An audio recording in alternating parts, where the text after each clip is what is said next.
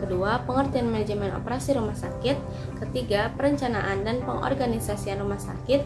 Dan yang keempat, penelaahan dan pengawasan kegiatan pelayanan kesehatan. Di sini saya sebagai pemateri pertama akan menjelaskan tentang pengertian manajemen operasi, pengertian manajemen operasi rumah sakit, perencanaan rumah sakit. Yang pertama, pengertian manajemen operasi menurut Heiser dan Render 2008, produksi adalah proses penciptaan barang dan jasa. Kemudian manajemen operasi adalah serangkaian aktivitas yang menghasilkan nilai dalam bentuk barang dan jasa dengan mengubah input menjadi output. Yang kedua, proses pengaturan, perencanaan, dan pengelolaan kegiatan organisasi pelayanan kesehatan dikenal dengan istilah manajemen operasi di rumah sakit. Ini juga mencakup manajemen operasi non-klinis dan klinis. Manajemen operasional rumah sakit juga berkontribusi terhadap kelancaran operasional dan pencapaian tujuan rumah sakit. Yang ketiga, perencanaan rumah sakit.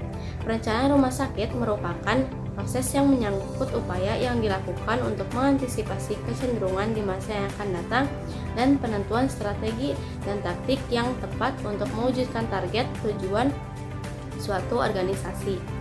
Fungsi perencanaan adalah proses untuk merumuskan masalah kesehatan di masyarakat, menentukan kebutuhan dan sumber daya yang tersedia, menetapkan tujuan program yang paling pokok, dan menyusun langkah-langkah untuk mencapai tujuan yang telah ditetapkan. Kemudian akan dilanjutkan oleh rekan saya, Rit.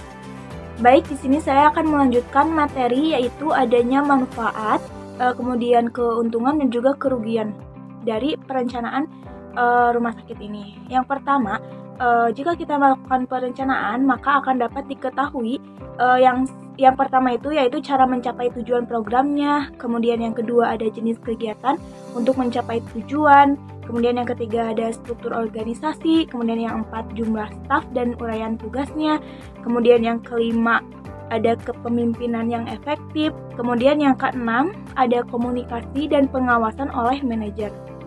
Nah, kemudian apa sih keuntungan perencanaan rumah sakit yang baik? Nah, yaitu salah satunya ada satu, aktivitas jadi terarahkan. Kemudian yang kedua, meminimalisir pekerjaan yang tidak produktif. Kemudian yang ketiga, tercapainya tujuan kegiatan. Kemudian yang keempat, memberikan landasan pokok fungsi manajemen. Nah, kemudian di sini ada kerugian perencanaan rumah sakit. Yang pertama itu adanya keterbatasan informasi untuk masa yang akan datang. Kemudian yang kedua memerlukan biaya yang sangat besar. Kemudian yang ketiga yaitu hambatan psikologis. Kemudian yang keempat menghambat timbulnya inisiatif. Kemudian yang kelima terlambatnya tindakan yang perlu diambil. Nah, jadi itu manfaat, keuntungan dan juga kerugian dari perencanaan rumah sakit. Nah, kemudian di sini ada pengorganisasian rumah sakit. Susunan organisasi rumah sakit kelas C terdiri dari 1. Adanya direktur. Berdasarkan beban kerja direktur, rumah sakit umum kelas C dimungkinkan dapat dibantu oleh 1 wakil direktur sesuai peraturan perundang-undangan yang berlaku. Kemudian yang kedua ada seksi keperawatan, yang ketiga ada seksi pelayanan, kemudian yang keempat ada subbagian kesekretaritan dan rekam medis. Kemudian yang kelima ada subbagian program. Kemudian yang keenam ada instalasi. Kemudian yang ketujuh ada komite medis dan staf medis fungsional. Kemudian yang kedelapan ada dewan penyantun. Kemudian yang terakhir atau yang kesembilan yaitu satuan pengawasan intern. Jadi bisa dilihat di bagian ini salah satu contohnya yaitu struktur organisasi dari bagian ini yang bisa dilihat buat contoh gambarannya. Terima kasih. Baik, selanjutnya di sini ada tentang penelaahan dan pengawasan kegiatan pelayanan kesehatan. Nah, jadi kesehatan adalah aspek penting dalam kehidupan kita. Oleh sebab itu, kita perlu memastikan pelayanan kesehatan yang aman dan berkualitas dengan cara memverifikasi dokumen terkait izin dan perizinan fasilitas kesehatan. Jadi sebelum kita memilih pelayanan kesehatan, kita perlu mengetahui terlebih dahulu latar belakang pelayanan kesehatan tersebut. Selain itu juga pemeriksaan fisik menjadi bagian integral dalam proses evaluasi. Nah, selanjutnya di sini ada tujuan utama dari kegiatan evaluasi dan pengawasan, yaitu memastikan fasilitas kesehatan memberikan pelayanan yang aman, berkualitas, dan sesuai standar yang telah ditetapkan. Harapannya dengan diadakan evaluasi, pelayanan kesehatan terus meningkat, memberikan perlindungan kepada pasien dan memberikan rasa percaya kepada masyarakat akan keamanan dan kualitas kesehatan yang diberikan. Lalu input dan output dari rumah sakit, inputnya meliputi dokter, perawat, obat, alat medis, dan pasien. Lalu outputnya yang pertama merawat pasien, yang kedua memeriksa pasien, yang ketiga memberikan obat kepada pasien, yang keempat mengecek pasien, dan yang kelima pasien sembuh.